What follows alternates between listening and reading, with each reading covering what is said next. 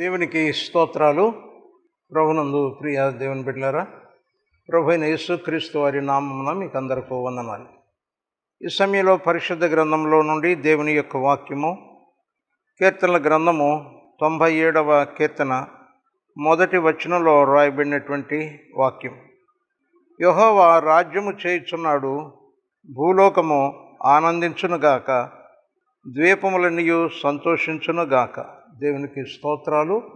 ప్రభువు తన వాక్యం మన కొరకు ఆశీర్వదించునుగాక. ఆమేన్. చిన్న ప్రార్థన చేసుకుందాం. ప్రేమగల తండ్రి, పరిశుద్ధుడా, నీకు వందనాలు, స్తోత్రాలు. దేవా, మాకు కావలసినటువంటి నాయన జ్ఞానమును అనుగ్రహించి, దేవా, అజ్ఞానము చేత ఆనందమును అందుకోలేనటువంటి మా జీవితాలకు దేవా, నీ వాక్యపు వెలుగులో నాయన సంతోషముతో మా యొక్క జీవితంలో గడిపేటటువంటి ఆ యొక్క విడుదల దయచేయండి. నాయన నీ వాక్యమును ధ్యానించబోతూ ఉంటుండగా నాయన మీ యొక్క ఆత్మ ద్వారా మీ వాక్య సత్యములు మాకు తేటగా బయలుపరచండి. యేసు నామమున ప్రార్థించి వేడుకొంచున్నాము తండ్రి, ఆమేన్. యెహోవా రాజ్యము చేయుచున్నాడు, భూలోకము ఆనందించునుగాక, ద్వీపములన్నీయు సంతోషించునుగాక. ఈ లోకములో సంతోషానికి ఆనందానికి తావు లేకుండా అంత దుఃఖమయంగా ఉన్నది ఈ లోకము అనేటటువంటి ఒక వేదనతో ఉండేటటువంటి మనస్తత్వం చాలామందిలో ఉంటూ ఉంటుంది. అయితే ఈ సృష్టికర్త అయినటువంటి దేవుడు, యెహోవా దేవుడు, ఆయన రాజ్యము చేయుచున్నాడు అనగా ఆయన సృష్టించినటువంటి సృష్టిని ఆయన పరిపాలిస్తూ ఉన్నాడు. ఆయన పరిపాలనలో దుఃఖము అనేటటువంటిది, వేదన అనేటటువంటిది అది ఉండదు. ఆయన తన యొక్క సృష్టి అంతా కూడా దేవుని యందు ఆనందిస్తూ ఎల్లప్పుడూ కూడా సంతోషంగా ఉండాలి అనేటటువంటిది దేవుని యొక్క సంకల్పం. యెహోవా దేవుడు రాజ్యము చేసేటటువంటి విధానంలో రెండు విధాలుగా మనం చెప్పుకోవచ్చు. ఏమిటి అనంటే, యెహోవా సంపూర్ణముగా ఈ యొక్క సృష్టిలో ఆయన రాజ్యము చేస్తాడు అనంటే, ఆయన రాజ్యమును అంగీకరించి ఆయన రాజ్య వారసులుగా, ఆయన రాజ్య సభ్యులుగా, పౌరులుగా కొంతమంది ఆయన్ను అంగీకరించినటువంటి వాళ్ళు ఉంటారు. కొంతమంది అయితే వారు సాతాను రాజ్యంలో ఉంటారు. సాతానుడి యొక్క అధికారం క్రింద వారి యొక్క జీవితాలు గడుస్తూ ఉంటాయి. కానీ సాతాను పైన ఆ ప్రభువే సర్వాధికారిగా ఉండి సాతానుని యొక్క అధికారాన్ని ఆయన అదుపులో పెడతాడు. దేవుడైతే సర్వాధికారిగా ఉంటాడు. తర్వాత ఆయన యందు విశ్వాసం ఉంచి ఆయన రాజ్య సంబంధులుగా జీవించేటటువంటి వారు అనగా సాతానునకు తమ జీవితాలపైన అధికారం ఇవ్వకుండా దేవుణ్ణి ప్రభువుగా కలిగి ఉండి ఆయన యొక్క సర్వాధికారమునకు లోబడినటువంటి వాళ్ళు దేవుని యొక్క రాజ్యాన్ని వారు అనుభవిస్తారు. అందుచేత వారి యొక్క జీవితాల్లో భూలోకము ఆనందించినట్లు, ద్వీపములు సంతోషించినట్లుగా ఉంటాయి. ఈ భూమండలం మీద అనేక దేశాలు ఉన్నాయి. ఈ దేశాల్లో కొన్ని దేశాల గురించి మనం చూస్తూ ఉంటాం. ఆ దేశంలో పోలీసు వ్యవస్థ ఉండదు, కోర్టులు ఉండవు, జైళ్ళు ఉండవు. ఒక దేశంలో అయితే అసలు పాములు అనేటటువంటివి వారి దేశంలోనే ఉండవంట. ఎంతో సమాధానకరమైనటువంటి, ఆనందమయమైనటువంటి జీవితాన్ని వారు ఆ దేశాల్లో జీవిస్తున్నారు. దానికి కారణం ఏమిటంటే, వారందరూ క్రైస్తవులుగా దేవుని రాజ్య సంబంధులుగా ఉంటున్నారు కనుక వారు పరిపూర్ణమైనటువంటి ఆనందాన్ని, సంతోషాన్ని అనుభవించగలుగుతున్నారు. అయితే అనేక దేశాల్లో ప్రజలు అందరూ దేశ పౌరులుగానే ఉంటారు. కానీ వారిలో కొంతమంది దేవుని రాజ్య పౌరులుగా ఉంటారు, కొంతమంది సాతాను రాజ్య పౌరులుగా ఉంటారు. కొంతమంది తమ జీవితం పైన దేవునికి అధికారం ఇవ్వకుండా సాతానుడికి అధికారం ఇస్తారు. యేసుక్రీస్తు ప్రభువారు ఆ సాతానుని గురించి ఏం చెప్పాడంటే, అతడు నాశనం చేయటానికి వస్తాడు కానీ మరి దేనికి రాడు. అయితే అతడు కొన్ని భ్రమలు కలిగిస్తూ ఉంటాడు. తర్వాత మరి మానవులను మరి దేవుని యొక్క రాజ్య సంబంధులుగా కాకుండా వారు శరీరానుసారమైనటువంటి జీవితాలు కోరుకునేటట్టు నేత్రాశలు, శరీరాశలు, జీవపుడ్డమము ఇదే ప్రాముఖ్యమైనటువంటి జీవితం అన్నట్టుగా వారిని భ్రమపరిచి వారిని తన రాజ్యంలో బిగబట్టేస్తాయి. అలాంటి సాతానుడికి అధికారం ఇచ్చినటువంటి మనుషులకు అది ఆనందము ఉండదు, సంతోషము ఉండదు. కానీ వారు ఏం చేస్తూ ఉంటారు? సొదొమ గొమొర్రా పట్టణాలు ఉన్నాయి. వారు ఎలా ఉండారు?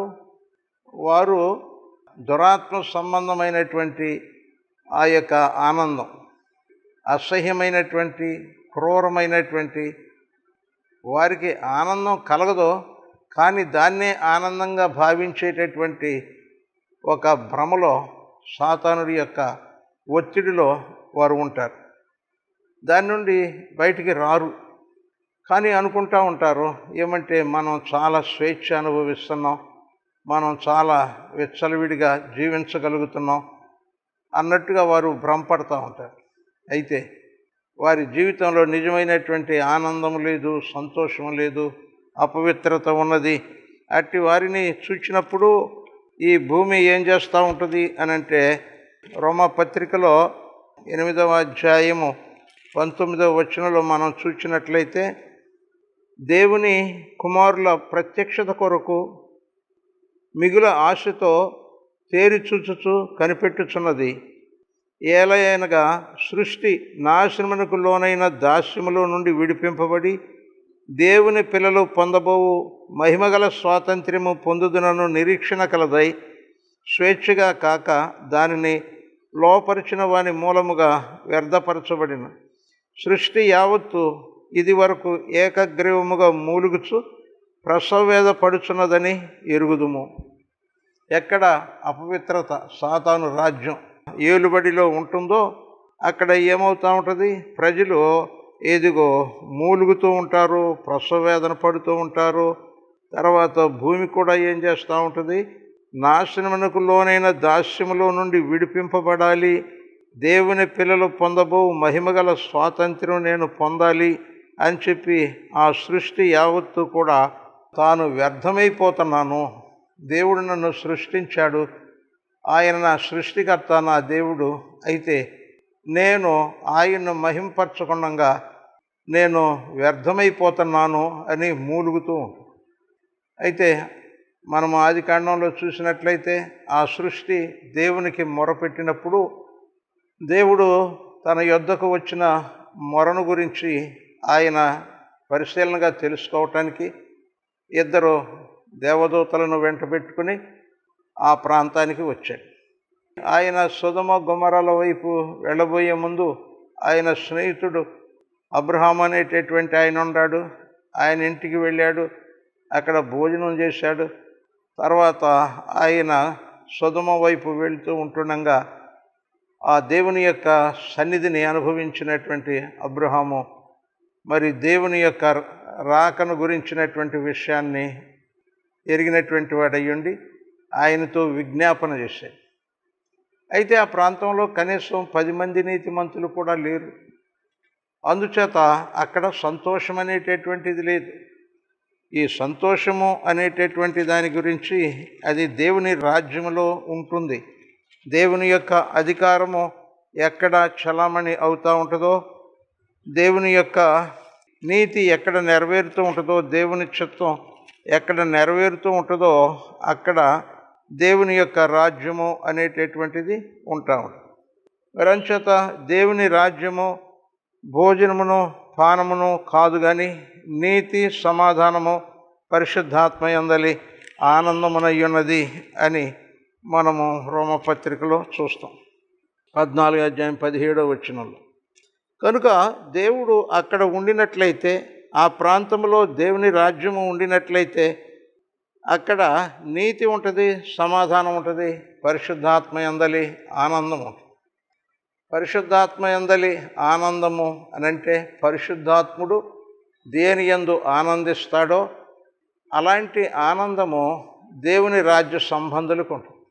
ఎందుకనగా వారిలో పరిశుద్ధాత్ముడు ఉంటాడు గనుక పరిశుద్ధాత్ముడు ఆనందించేటటువంటి ఆనందమే ఆ రాజ్య సంబంధులు కలిగి ఉంటారు. వారు నీతి కలిగి ఉంటారు, వారు సమాధానంగా ఉంటారు. అలాంటి పరిస్థితులు అక్కడ లేనప్పుడు ఏమవుతూ ఉంటుంది అని అంటే దేవుని యొక్క ఉగ్రతకు వారు గురైనటువంటి వారిగా ఉంటారు. దేవుని ఉగ్రతకు గురయ్యేటటువంటి మనుషులు కానీ ప్రాంతాలు కానీ అవి నీతిగా ఉండవు. తర్వాత అక్కడ సమాధానం ఉండదు, అక్కడ ఆనందం ఉండదు, దుఃఖము వేదనలో అనుక్షణం భయంతో ఉంటా ఉంటారు.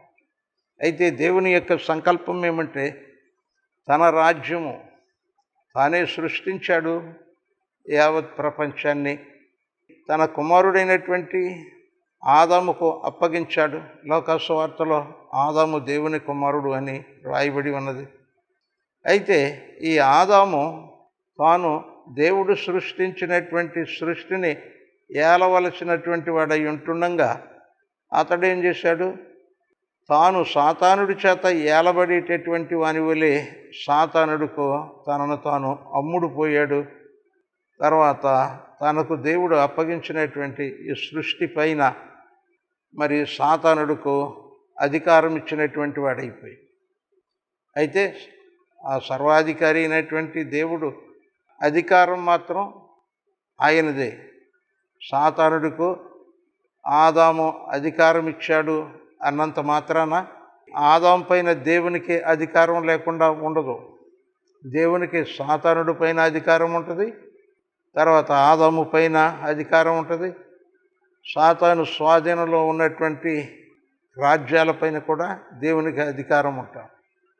అయితే మానవులు మరి వారు దేవుని రాజ్యమును కోరుకునేటటువంటి వారిగా ఉండలేక, అనగా దేవుని నీతిని, దేవుడిచ్చేటటువంటి సమాధానాన్ని, దేవునితో సమాధానాన్ని, తర్వాత దేవుని పరిశుద్ధాత్మ కలిగి ఉండుట ద్వారా కలిగేటటువంటి ప్రత్యేక సంతోషాన్ని వారు కోరుకునేటటువంటి వారిగా ఉండకుండా వారు శరీరాశలతో, నేత్రాశలతో, డాంబిక జీవితంతో, ఆత్మ సంబంధమైనటువంటి జీవితం కాకుండా శరీరానుసారమైనటువంటి జీవితంతో, ఈ భూ సంబంధమైనటువంటి విషయాలకే ప్రాధాన్యత ఇచ్చేటటువంటి జీవితాలు జీవిస్తూ ఉంటుంటే అక్కడ దేవుని యొక్క రాజ్యము వారు అనుభవించలేనటువంటి వారిగా ఉంటారు.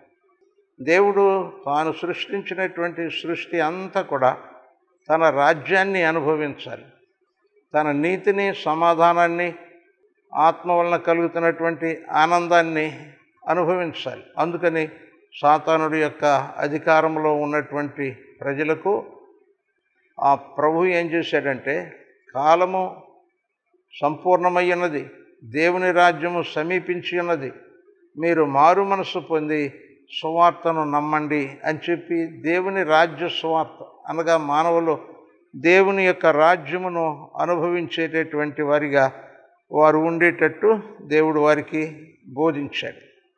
అందుచేత యేసుక్రీస్తు ప్రభువారు ఆయన దేవుని రాజ్యమును మానవులకు తీసుకొని వచ్చాడు.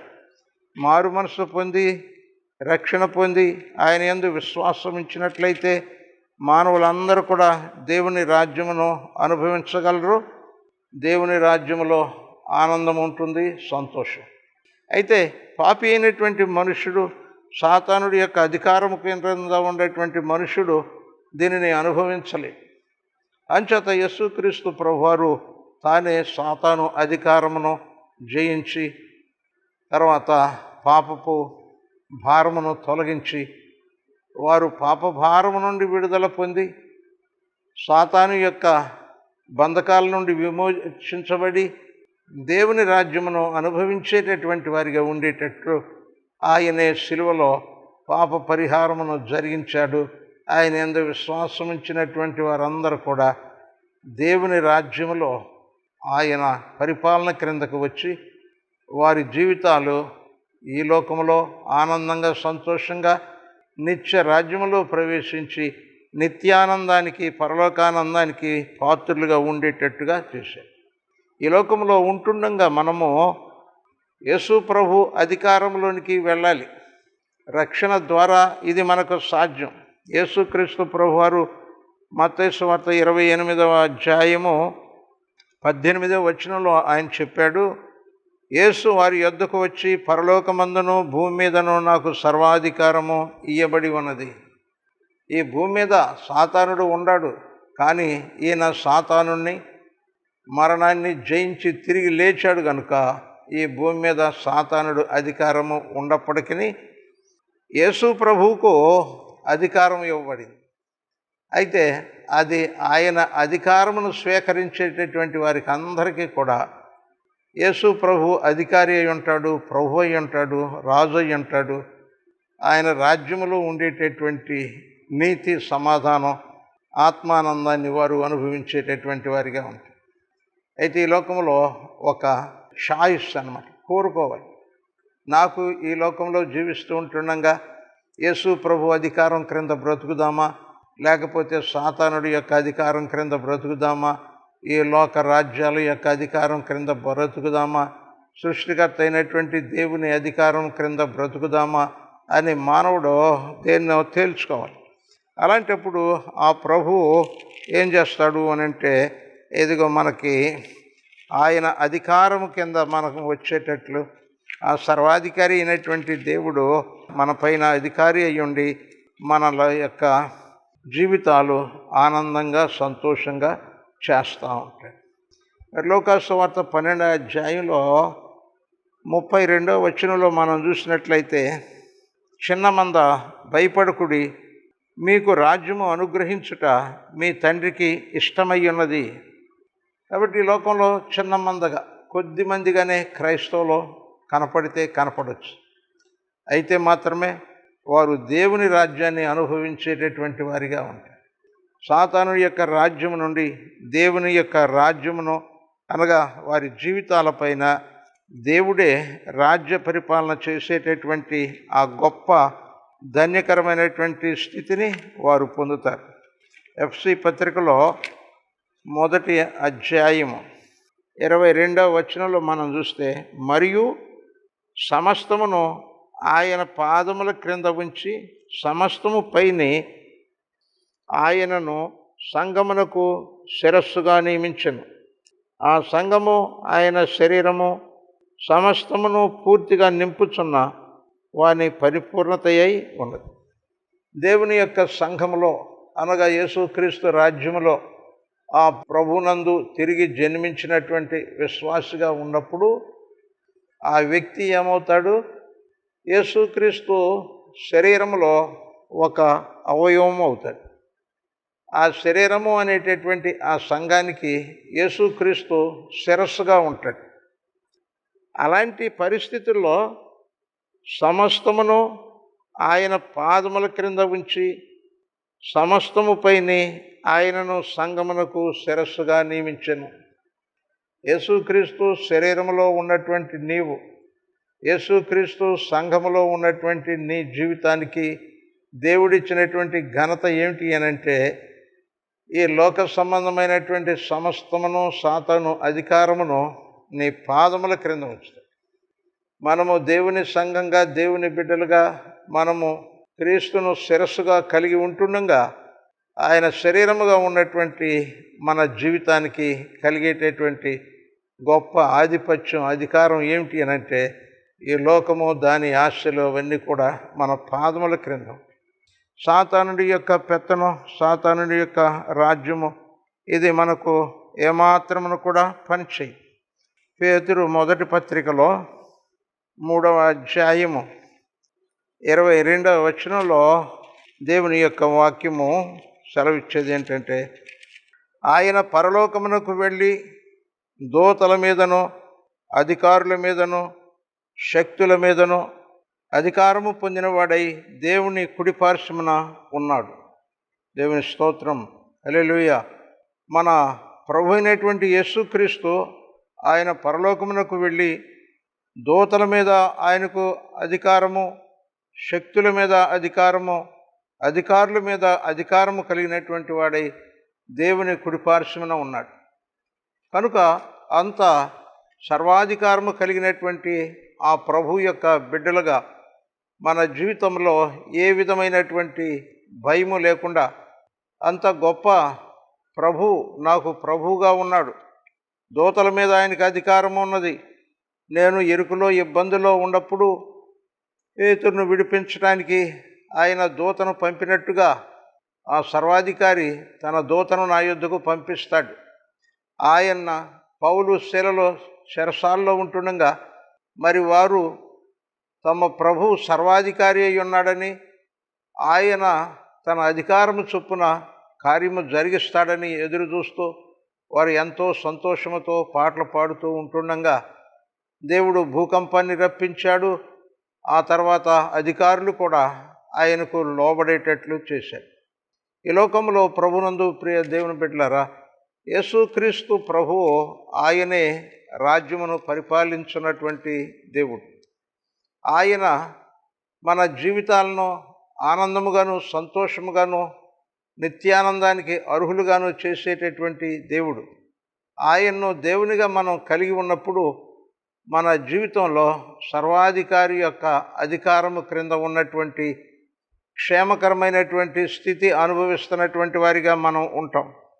నెబుకద్నెజరు అనేటటువంటి ఆయన సాక్ష్యము చెబుతూ మరి దానియేలు గ్రంథములో 4వ అధ్యాయములో ఆయన చెప్పినటువంటి ఆ యొక్క సత్యము ఏమిటి అనంటే 17వ వచనములో, మహోన్నతుడగు దేవుడు మానవుల రాజ్యం పైన అధికారి అయ్యుండి తాను ఎవరికి అనుగ్రహింప ఇచ్చయించునో వారికి అనుగ్రహించుననియు, ఆయన రాజ్యములపైన అత్యల్ప మనుషులను ఆయన నియమించుచున్నాడనియు మనుషులందరూ తెలుసుకున్నట్లు ఎలాగూ జరుగును. కనుక దేవుడు ఈ లోకములో అధికారులను నియమించేటటువంటిది ఆయనే. ఆయన ద్వారానే ఈ లోకంలో అధికారులు నియమింపబడతారు. ఆయన ఎవరికి అధికారం ఇవ్వాలో వారికి అధికారం ఇస్తాడు అని చెప్పి రోమాపత్రిక 13వ అధ్యాయము 1వ వచనంలో మనం చూస్తూ ఉంటాం. కనుక అంత సర్వాధికారము కలిగినటువంటి ఆ ప్రేమమయుడైనటువంటి ఆ దేవుని రాజ్య సంబంధులుగా మనం ఉన్నాము అని అంటే ఈ లోకములో ఎంత పరిశుద్ధమైనటువంటి నీతియుక్తమైనటువంటి దేవునితో సమాధానం కలిగినటువంటి దేవుని ఆనందమే మన ఆనందముగా జీవించేటటువంటి ఆ గొప్ప ధన్యకరమైనటువంటి అనుభవము దేవుడు మనకు ఈ లోకంలో ఇస్తాడు. తర్వాత ఆయన నిత్య జీవములో మనకు ఆయన ఆ స్థానం ఇస్తాడు. కనుక ఆయన రాజ్య సంబంధులుగా ఉండటం అనేటటువంటిది అది ఎంతో గొప్ప ధన్యత. ఆయన రాజ్యమును అంగీకరించాలి. దేవుని రాజ్యము సమీపించి ఉన్నది, మారు మనస్సు పొందండి, రక్షణ పొందండి, బాప్తిస్మం తీసుకోండి, మీకు పరిశుద్ధాత్మను వరము అనుగ్రహింపబడుతుంది, మీరు దేవుని యొక్క అధికారం క్రింద ఉంటారు. ఇక సాతానుడి యొక్క అధికారము, లోకము యొక్క అధికారము, ఈ పాప బానిసత్వము అది ఇక మీకు ఉండదు అని దేవుని యొక్క వాక్యము సెలవిస్తాం. మనం ప్రభు అయినటువంటి యేసుక్రీస్తునందు విశ్వాసం ఉంచిన తర్వాత మన జీవితాలను గురించినటువంటి శ్రద్ధ ఆయన వహిస్తాడు. ఆయన మనము ముడత కళంకము అట్టిది మరిది ఏది ఉండకుండా మనము దేవునితో ఎల్లప్పుడూ సమాధానకరంగా ఆయనకి ఇష్టలుగా ఉండగలిగేటట్లుగా ఆయన తన యొక్క వాక్యము అనేటటువంటి ఉదకముతో మనలను స్నానం చేయిస్తూ ఉంటాడు. యోధా పత్రిక 24వ వచనం చూస్తే తొట్టిల్లకుండా మనలను కాపాడుతూ ఉంటాడు. తన మహిమ ఎదుట ఆనందముతో మనలను నిర్దోషులుగా నిలబెట్టుతూ ఉంటాడు. ఆ శక్తి కలిగినటువంటి దేవుడు ఆయన మహిమ మహాత్మ్యము ఆధిపత్యము అధికారము యుగములకు పూర్వమును ఇప్పుడును సర్వయుగములను కలిగి ఉన్నటువంటి కనుక ఆయన యొక్క అధికారము ఆధిపత్యము సర్వయుగములు. అలాంటి సర్వాధికారి అయినటువంటి ఆ ప్రభువును ప్రియ సహోదరుడ సహోదరి, నీవు ప్రభువుగా కలిగి ఉంటే నీ జీవితానికి ఈ లోకములో నిత్యత్వంలో ఎంత భద్రత ఉంటుంది. అందుకని దైవజనుడు చెప్తాడు, మహోన్నతిని చాటున నివసించువాడే సర్వశక్తిని నీడను విశ్రమించువాడు. ఈ లోకములో భయములతోటి ఆందోళనలతోటి గడపవలసినటువంటి పరిస్థితిలో లోకములో వ్యాప్తి చెందుతూ ఉన్నాయి.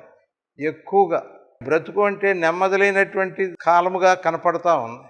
అయితే ఈ మహోన్నతుడైనటువంటి దేవుణ్ణి మనము రాజుగా, ప్రభువుగా కలిగి ఉన్నప్పుడు మన యొక్క జీవితాలు విశ్రాంతికరంగా ఉంటాయి. సంతోషంతో, ఆనందముతో మనము ఈ లోక జీవిత యాత్రను గడపగలం. తర్వాత నిత్యత్వంలో మనం ప్రవేశించగలం.